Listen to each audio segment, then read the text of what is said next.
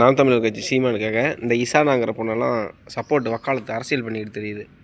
எந்த மாதிரினா, இப்போ நெகட்டிவ் வந்துட்டு கொடுக்குறாங்கன்னு வச்சுக்கோங்களேன், அந்த நெகட்டிவை வச்சு ஒருத்தருடைய அரசியல் பலம் வந்துட்டு கூடுன்னு சொல்லுவாங்கள்ல, அந்த மாதிரி இந்த இசானாங்கிற பொண்ணு எப்போ பார்த்தாலும் பார்த்தீங்கன்னா சீமான் மாமான்னு சீமான் பைத்தியம் பிடிச்சி சீமான் திட்டிக்கிட்டே இருக்கும்.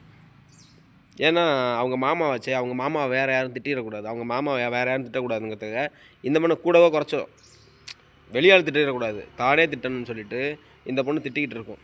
அது மட்டும் இல்லாமல் நான் வந்துட்டு 2016 சென்னையில் இன்கம் டேக்ஸ் ஆஃபீஸில் போய்ட்டு ஒரு கம்ப்ளைண்ட் கொடுக்குறதுக்காக போனேன். அப்போ வந்துட்டு நான் அந்த நுங்கம்பாக்கத்தில் வந்துட்டு ரஜினி சார் பில்டிங்கில் வந்து வேலை செஞ்சுக்கிட்டு இருந்தேன். நுங்கம்பாக்கத்தில் இல்லை, அண்ணா நகர்கிட்ட ரஜினி சாரோட பில்டிங் ஒன்று இருந்துச்சு, அங்கே நான் வேலை செஞ்சுக்கிட்டு இருந்தேன். அப்போ வந்துட்டு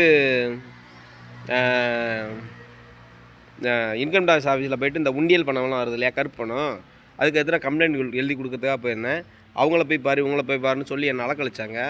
ரொம்பவே வெக்ஸ் ஆகிட்டேன். என்னடா அப்படி சுத்தலில் விட்றாங்க, ஒரு நல்ல விஷயத்துக்காக வந்திருக்கோம், கம்ப்ளைண்ட் கொடுக்கறதுக்காக வந்திருக்கோன்னு. அப்புறம் இருந்தாலும் சரி பரவாயில்லன்னு சொல்லிட்டு கம்ப்ளைண்ட் எழுதி கொடுத்துட்டு வந்துட்டேன். அந்த கம்ப்ளைண்ட்லாம் என்ன பண்ணாங்கன்னு தெரியல. ஆனால் இப்போ பார்த்தோம்னாக்கா உண்டியல் பணம் அதுக்கு உண்டான ஜிஎஸ்டி அப்படின்னு சொல்லிட்டு நிறைய பேர் கருத்து தெரிவித்து அரசியல் பண்ணிக்கிட்டு இருக்காங்க. நான் இதெல்லாம் 2016 முயற்சி பண்ணிட்டேன். என்னுடைய முயற்சி வந்து ஃபெயிலியராக தான் போணுச்சு. ஆனால் இவங்க எல்லா பேரும் இன்றைக்கி வந்துட்டு அதை வச்சு அரசியல் பண்ணிகிட்டு இருக்காங்க.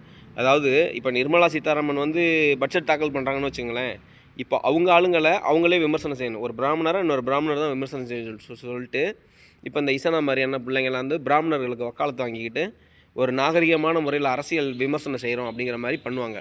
இப்போ கஸ்தூரி மேம் இருக்காங்க இல்லையா, அவங்கெல்லாம் ஒரு பிராமணர்களுக்காக எதுனாலும் பேசுவாங்க பண்ணுவாங்க. அப்படிங்கிறப்போ இவங்கள மாதிரி ஆளுங்களை வெளியாளுங்க விமர்சனம் செஞ்சாக்க வேறு மாதிரியான வார்த்தைகளை சொல்லி விமர்சனம் பண்ணுவாங்க, திட்டுவாங்கன்னு சொல்லிட்டு இந்த இசானாங்கிற பொண்ணு அரசியலுங்கிற பேரில் எனவே பேசுவோம் சேனலில் ஒரு பொழுதுபோக்கு அரசியல் மாதிரி பண்ணிக்கிட்டு இருக்கு. இந்த இசானாங்கிற பொண்ணு அந்த பொண்ணும் தான் பிராமணர்களுக்காக சொம்பு தூக்கிட்டு அலையுது. கேட்டாக்கா தான் ஒரு பறையர்னு சொல்லும், இல்லைனாக்கா வேறு சாதி பிரிவுன்னு சொல்லும், நான் திருமாவளவனுக்கு சப்போர்ட் பண்ணுறேன்னு சொல்லும். ஆனால் நீ முழுக்க சீமானுக்கு விஜய்க்கு வக்காலத்து வாங்குறேன்னு நல்லா தெரிஞ்சு போச்சு. உன்னுடைய சேனலில் வந்துட்டு பிறப்புக்கும் எல்லாம் உயிருக்கும் சொல்லிவிட்டு அந்த இதில் ஃபோட்டோஸ் பார்த்தோம்னாக்கா யாரோ இருக்காங்க. அதில் ஒரு பெருந்தலைவர் கருணாநிதி ஐயாவோ இல்லை